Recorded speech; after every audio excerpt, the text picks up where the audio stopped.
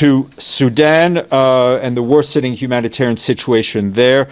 Our humanitarian colleagues are warning that the crisis is deepening as sustained fighting, ongoing displacement, and rising health emergencies continue to fuel humanitarian needs.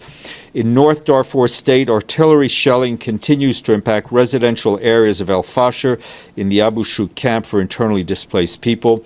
Local sources report daily civilian casualties, and recent days have seen an intensification of bombardments at night.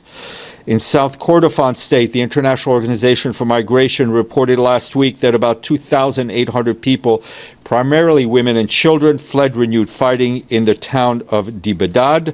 They are now scattered across the locality of Al Khuz in South Kordofan, as well as other localities in neighboring West Kordofan with limited access to a basic protection and services. The situation in the state capital, Kaduguli, has also been very seriously deteriorating in recent weeks, with intense shelling and humanitarian access largely cut off. In Northern State, authorities report that about 6,000 people who fled from North Darfur, Khartoum, and West Kordofan due to insecurity arrived in Dabbah in Northern State between the 12th and 22nd of May. Meanwhile, a cholera outbreak in Khartoum State is worsening at an alarming rate, we are told. Our humanitarian partners in the state report an 80% increase in suspected cases over the past 2 weeks, bringing the total number of cases to more than 8,500. The World Health Organization has supported the delivery of medical supplies to some hospitals in Khartoum, but much more is needed to contain the outbreak. In addition, a recent interagency assessment by our partners and ourselves found high rates of acute respiratory infections, of malaria, and of skin conditions among these returnees. The lack of mosquito nets, the lack of proper shelter, the lack of water, the lack of sanitation, and the lack of hygiene facilities is significantly increasing the risk of disease outbreak.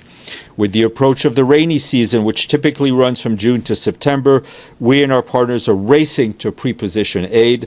We've established storage facilities with a combined capacity of 30,000 metric tons in Janina, in Nyala, and Tawila in Darfur to support the operations in Kordofan and Darfur regions. West and Central Darfur will be served via cross-border operations in Chad. Amidst this, all our humanitarian partners on the ground report that access to education remains severely constrained in North Darfur. Since the conflict began in April 2023, some 250,000 children have lost access to learning. That's 250,000 kids. As of last month, our partners in the state had only reached 14% of children targeted for education support due to insecurity, access challenges, and critical funding shortfalls. Across Sudan, millions of children have been cut off from formal education. We once again call for an increased flexible and timely funding to scale up humanitarian response, as well as unimpeded access via all necessary routes so that aid workers can reach people in need wherever they may be.